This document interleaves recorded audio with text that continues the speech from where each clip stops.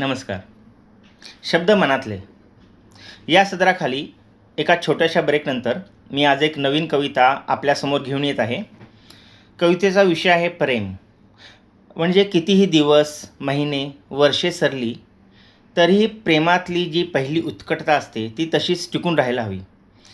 आणि हेच विचार मी या कवितेत मांडण्याचा प्रयत्न केला आहे. कवितेचे नाव आहे प्रेम तेच अजून. प्रेम तेच अजून. प्रेम भाव मनातले तरल असेच राहू दे. प्रेम भाव मनातले तरल असेच राहू दे. किती वर्षे सरली तरी हुरहुर प्रीतीची राहू दे. आतुरता भेटीची ती अजून अधीर राहू दे. आतुरता भेटीची ती अजून अधीर राहू दे.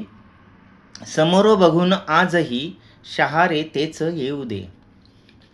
शब्द ते प्रेमाचे किती अजून मज ऐकू दे.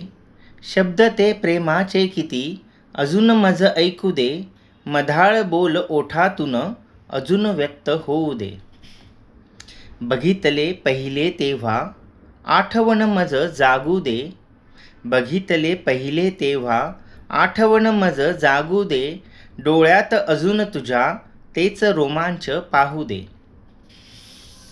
पहिल्या पावसात त्या चिंब अजून होऊ दे. पहिल्या पावसात त्या चिंब अजून होऊ दे. मनातला ओला गंध अजून मला भिजवू दे.